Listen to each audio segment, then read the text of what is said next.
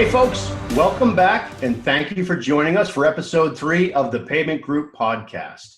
Today we're going to dive into pavement assessments. The first couple episodes we talked a little bit about them, how we perform them, the tool that we've built. Today we're going to talk a little bit more to facilities managers and property managers about why it's important to have the right one, how you can utilize that tool to really save you time, to save you money, to help you with all parts of the budgeting process. So I'm joined today by our usual co-host here, Brian Hess. Hello, Brian. What's happening, man? Thanks for having us. You bet. Thanks for letting me take control this week. This is an honor. This is great to be my pleasure, man. Here. My pleasure. People get tired of listening to the same person, so we're gonna mix it up for everybody, right? Why not? We'll mix it up. They never get tired of you. We'll mix it up. And Mike Hukim, hi Mike, how are you? I am great, Todd. Thank you for having me on today. Yeah, you bet, man. You bet. So these are two guys that have architected. Is that a word? They're the architects of what I think is the best pavement assessment tool out there in the industry. Spent the last few years, or maybe 4 or 5 years, cobbling away at this thing. We've got it to a point where I just think it's top of class. I think it's one of the best ones out there. And through doing that, obviously you guys did a tremendous amount of research and a tremendous amount of trial and error. And you can talk specifically about why you ended up with the product that we have now. So I kind of want to get into that and talk a little bit about, let me get my questions up here. Talk a little bit about, why a pavement assessment tool, maybe ours in particular, is such a crucial tool for facilities and property managers. Let's talk about how information is power. You can take that information to do so many different things, leverage it to really help them in their jobs. Brian, would you expand on that? So information is power. That's something that you like to say a lot when you're talking about these type assessments. What does that mean to you? Yeah, I think, the number one thing when I came into the industry was, noticing that the information is really what was lacking, and for property and facility managers that are responsible for managing just a ton of different assets. And typically these assets are either spread over a city or a region or sometimes an entire section of the country. And so, having that information at their fingertips was something that I always saw was missing. It was like the property and facility managers have a really easy time or an easier time managing their pavement assets specifically. And you could broadcast that across all of the different industries of things that they have to manage, whether it be roofs, landscaping, pavement, et cetera. But not having that information and kind of treating things on a site-by-site basis, trying to get proposals back and then make decisions based on numbers on a piece of paper, it just was never really good enough for them to be able to make the right informed decisions, right? They were making decisions almost blindfolded because they didn't have that information. And so if you take this back to way back when, before anything existed in the industry, we were providing photos to people and putting, numbers on a map, kind of back in the days of Paint, if you guys remember that program. And, coordinating that, it took just extensive amounts of time to compile all of that information. And so we were trying to find different ways to be able to do that. But we've been doing this, on a case-by-case, site-by-site basis for as long as I could remember. And as we started to provide that information to clients, that information became very powerful for them and allowed them, again, just to make simpler and easier and better decisions by just providing them information. One of the things that I say all the time is, my 7-year-old daughter could make, informed decisions on parking lots from photos. It's pretty easy to understand what you're looking at when you see it. But if you do not have the information, if you don't have a level of transparency in the information and the data coming from your contractor, it becomes more difficult to make the right decisions. And what we've seen, and Mike can expand on this, is that, as we provide this level of information to clients, the amount of money that they're able to spend and make that money a lot more effective becomes the biggest differentiator, right? So if you spend $100,000 with informed decisions, it goes a lot further than it does when you are just reacting on a site-by-site basis. So we're going to get into some of that today here, but that is what information is power means to me. It's providing them as much information as they need to be able to make the right decisions and to give them all of that time back that it would have taken them to be able to make those types of decisions in the first place. All right, awesome. That's great information. Appreciate that.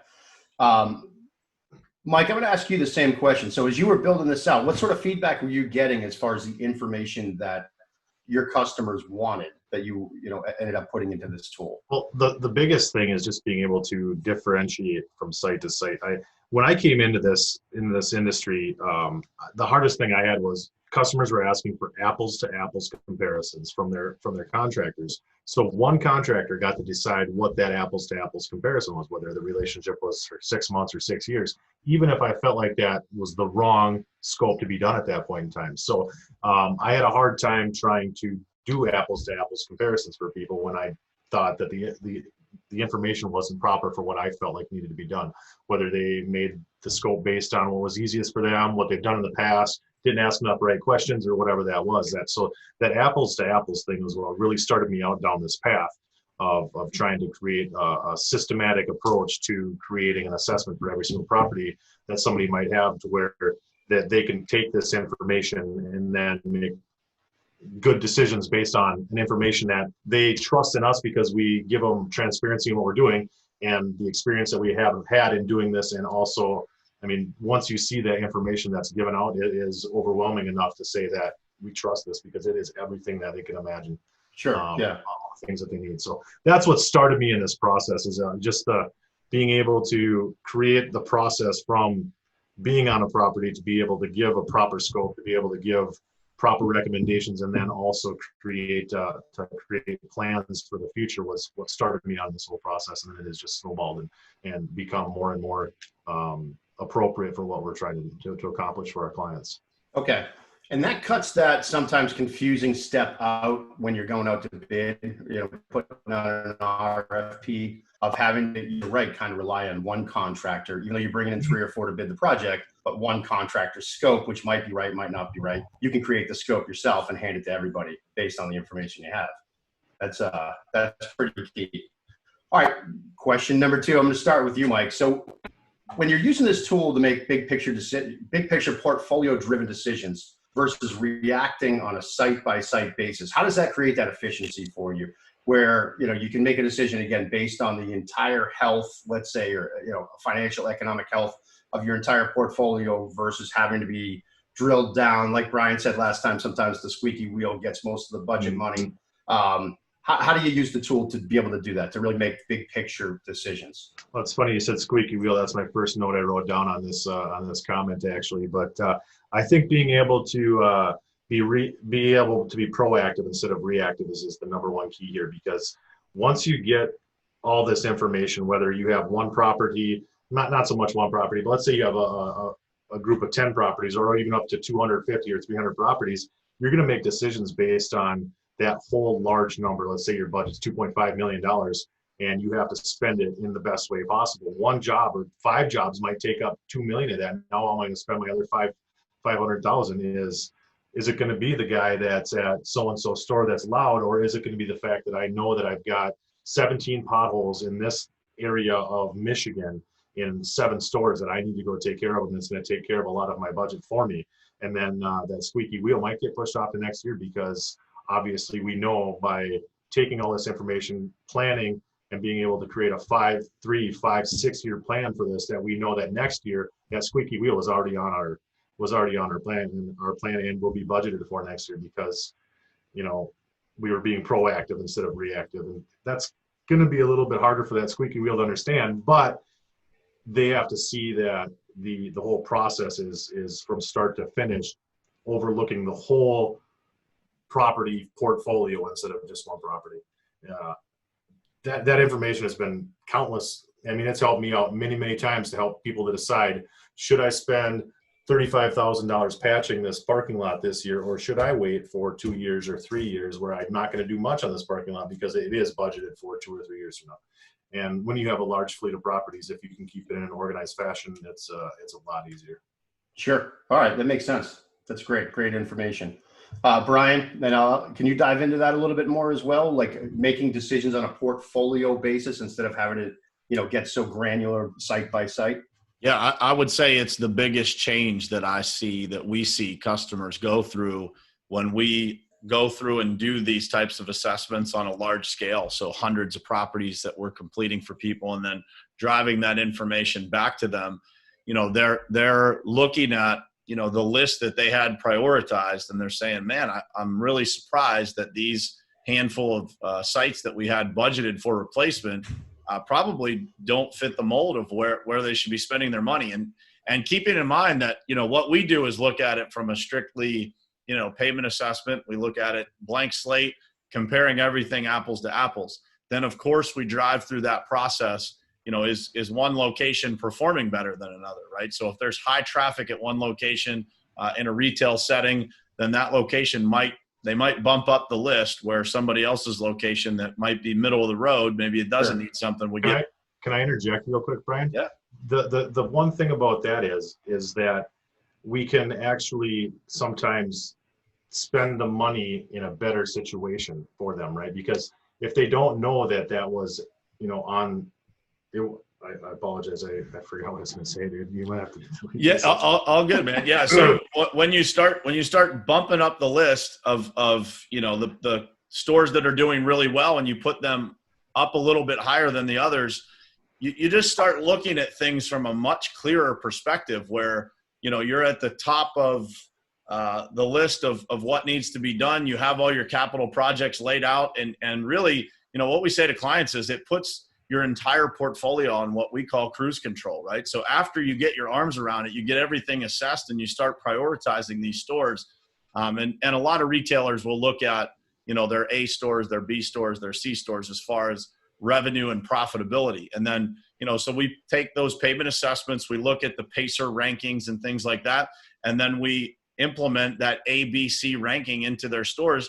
And that's how we start guiding them through spending this money. So what we see is that, you know, instead of looking at this from a location by location standpoint and what repairs need to be done or what projects need to be done, you're looking at this from a much higher level, and you're making just more sound decisions with more information driven behind it, instead of, like Mike was talking about, that squeaky wheel getting the budget. And then, you know, you're misappropriating funds, and you're starting to get really behind the 8 ball with regard to how much budget you need to manage all these pavement assets as a result. Because if you replace a parking lot 5 years too early that you shouldn't, that makes a huge difference in the total cost of ownership of actually managing and owning a pavement asset. And people don't realize that. You know, they start to react to the things that are coming at them as property and facility managers, because that's how it works. If you don't have this type of information, you're gonna prioritize the stores based on the pressure that you're getting. The lack of information, you know, can drive that to a point where you make a decision to replace a lot too soon, and then the total cost of ownership to manage millions of square feet of pavement assets, it goes up significantly. So that's what we try to avoid. Sure. No, that makes sense. All right, great answers. Mike, I think you got caught up. This is episode 3. You know how many people are listening? I understand. You got a little nervous there. The white hot spotlight of I had a good point. I had a really good point, and I just kind of like lost it. So. Oh man, all good. Well, you're going to make up for it here. And it's Friday, man. It's Friday. That's how it is. Friday. Exactly. So let's get a little granular here when we're talking about pavement assessments. Get into the nuts and bolts of it.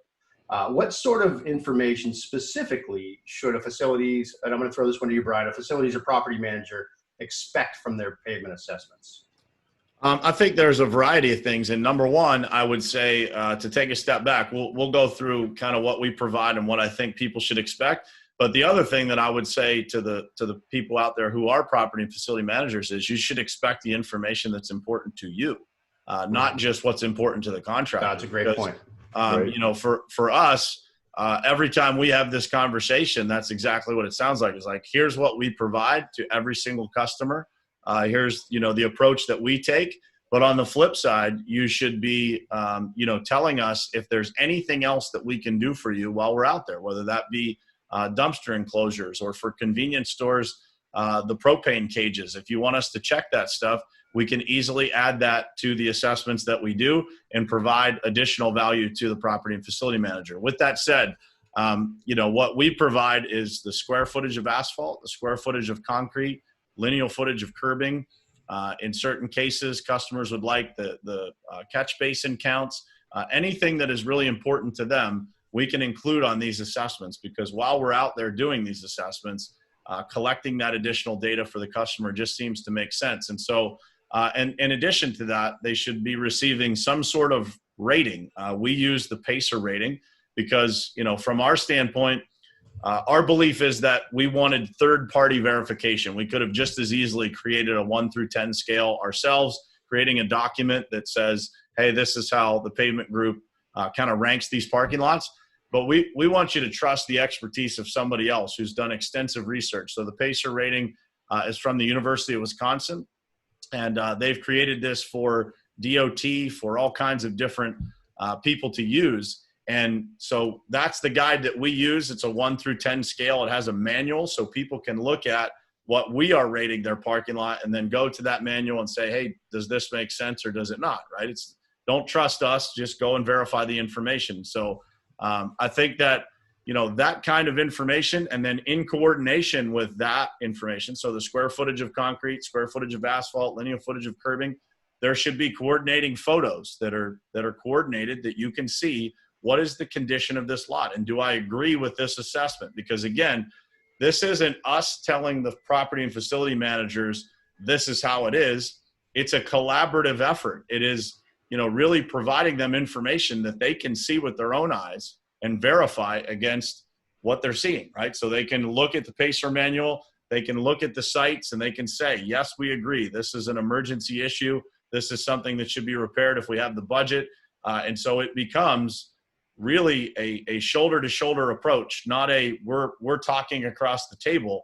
We're providing information and trying to create that collaboration between us and the client that ultimately results in them getting every piece of information on these assessments that they need to be most effective in their jobs.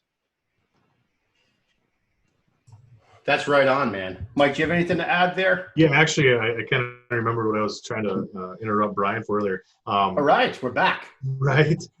Really, what we're trying to do is we try to devise a strategy before the budget is even given. Because if we knew they were going to spend a certain amount of money, we might actually look at things differently and then create a plan based on that budget. Where I think if we start at the beginning, we don't know what that budget is, and we can able to objectively give our thoughts and feelings on what this property looks like, and keep it based on the PACER rating, based on you know, industry standard knowledge, that it's more objective, and then we're not really trying to build something based on money. And then they can decide, or the customer can decide, if they can budget to what we really think is wrong there. Like, right, not everything needs to be paved. Sometimes you can, you know, take care of things without spending $100,000, even though the manager or even one of the facility people are saying, well, our parking lot needs to be replaced. Well, it really doesn't. You have maybe 6 to 7 years before your parking lot needs to be replaced. Objectively, we can tell you that maybe you should spend a small amount this year and then nothing next year, and then maybe a small amount year 3, and then absolutely nothing until year 5 when your money is best spent. So I think that's the biggest thing, is just we are able to objectively look at something, give a concise report based on not our opinions, but, you know, other people's knowledge and other people's industry standards. Yeah, I think, you know, the thing to add to that, man, is like we tell the customers what we're going to give you back is like in the perfect world scenario. You know, if you had an unlimited amount of money, you know, what would it look like? And we don't go crazy where we're trying to replace every single parking lot, but we give them an honest assessment of, this is where it stands. This is what we would recommend. Here's the total financial investment to get everything done that we would recommend in year 1. And then again, we start to reverse engineer that and back into, how do we take that and fit it into what is realistic? Like, what do they actually have to spend?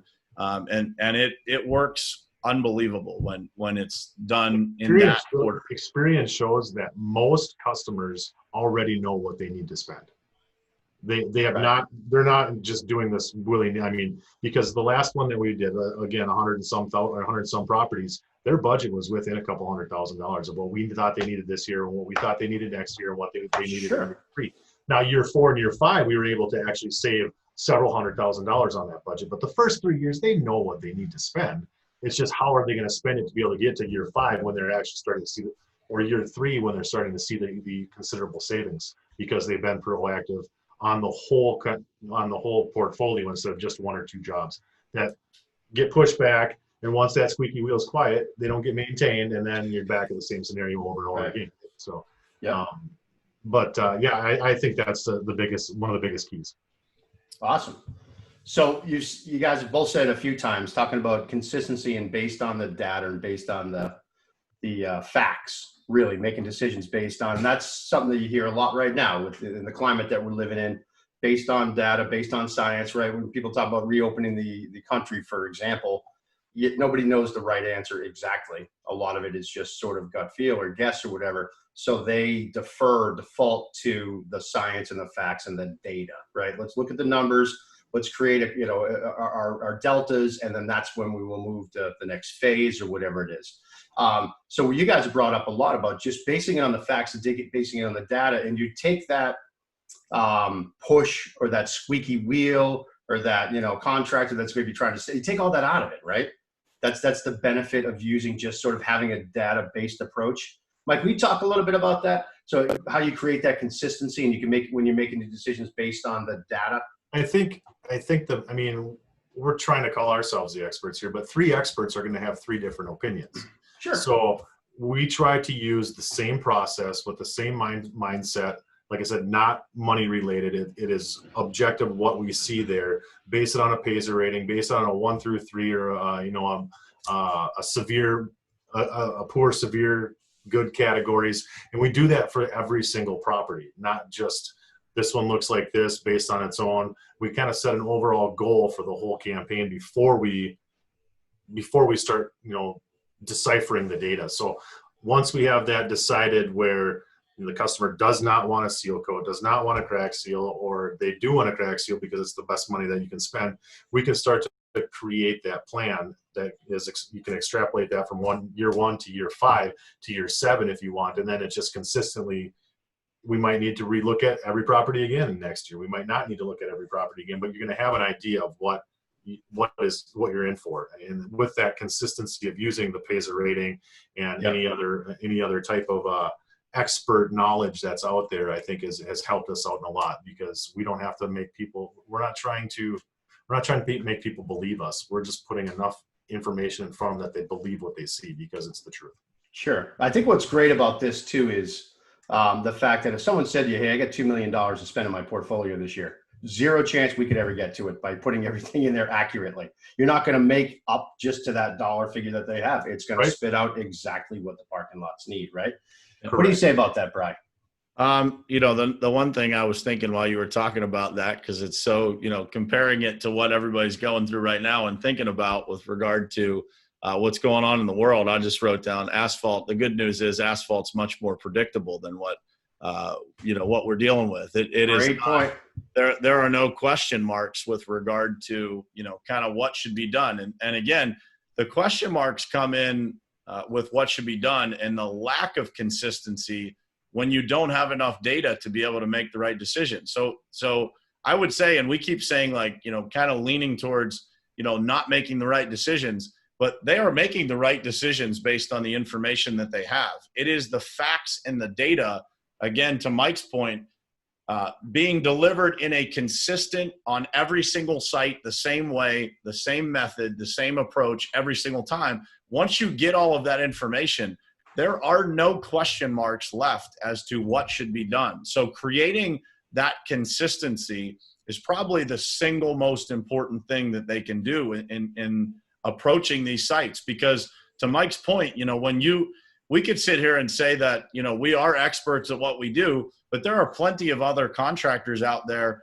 that are also experts. And but if we all go look at a property and we don't agree on the method at which we're going to approach those properties, we're going to get back different results. Right. They're not going to be consistent. And so when you look at these portfolio type accounts that we work with, it has to be, that consistency has to be there for them to be able to actually get the best result. Because if they start looking at things from 3 different ways, doesn't mean that one way is right or wrong. It means that there has to be consistency for you to be able to create that systematic approach to being able to get your arms around this and really putting that portfolio on what we call cruise control. It's like Mike said, you know, we went out and did a bunch of assessments for a client.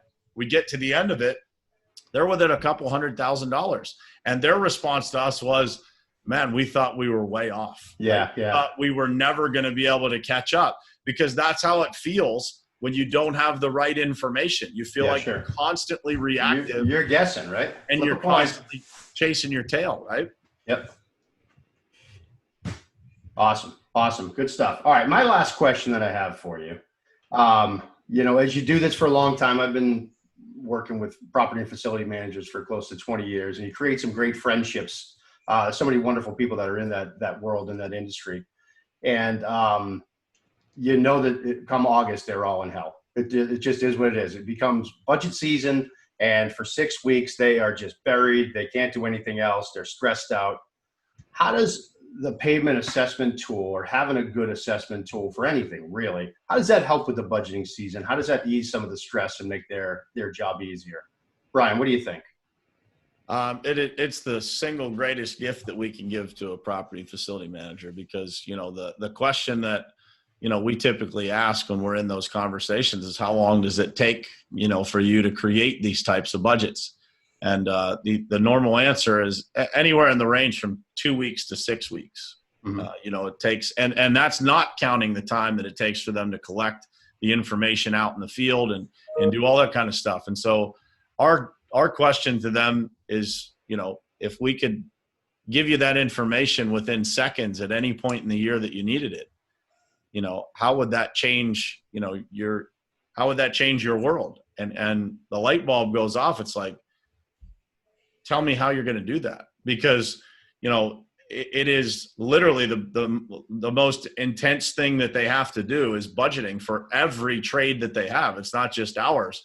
And they're really, again, I think that the frustration comes in for the property and facility manager, because that's that time of year where they're trying to do the very best that they can, but they're lacking information.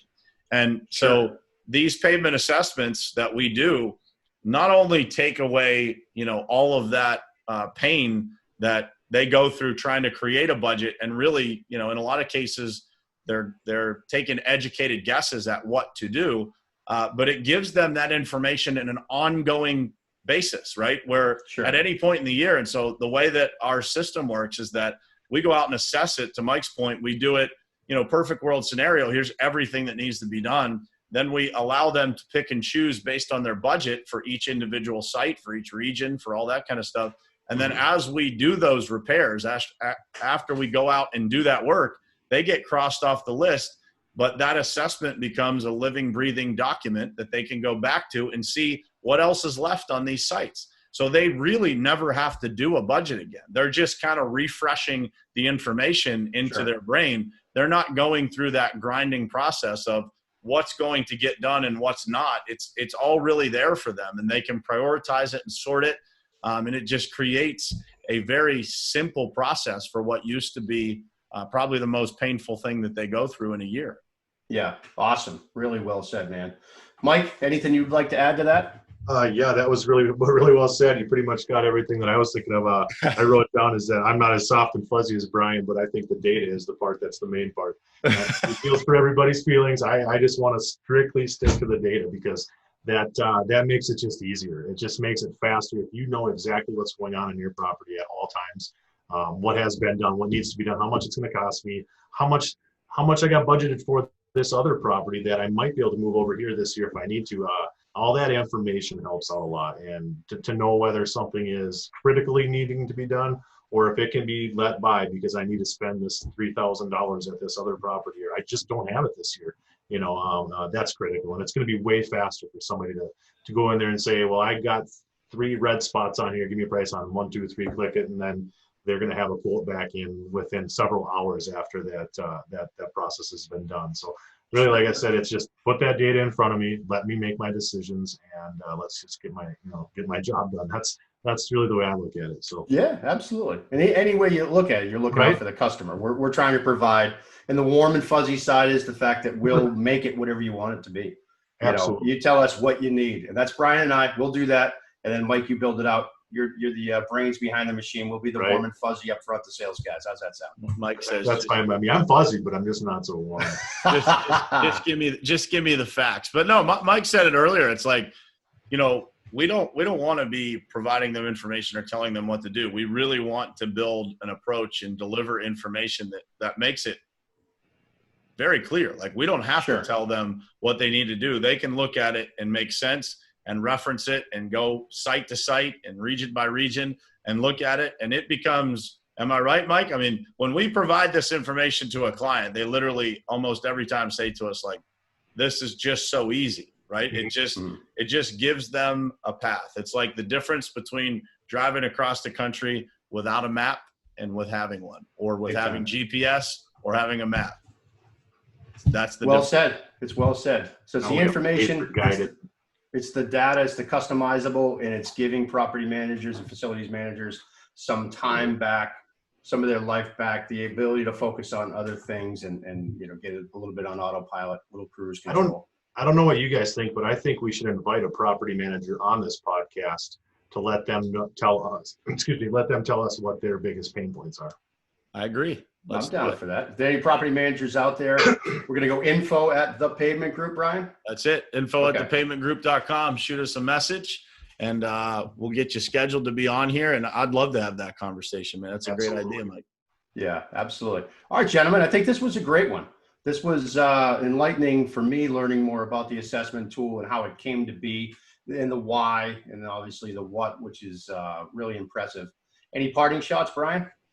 No, man. I mean, we mentioned it briefly, but, our mission as a company is literally to just simplify, everything about the jobs that those people have to do. Property and facility managers work long hours. They're constantly dealing with things. And, our mission in talking about this stuff and having this podcast and in doing pavement assessments, which was the topic today, is to really simplify that and give them their time back. I said it the other day, just a few days ago, is like, if we could give people hours a day back that they can go and spend with their family, we're winning. And that is what this tool is designed to do. And that's what this whole conversation hopefully gave people a picture of, is what could it be like if you actually had all this information. And, we'd be happy to provide that for you. And hopefully, even if it's not us, this last half an hour here that you just spent with us gives you the ability to know what to ask for from whomever you do work with.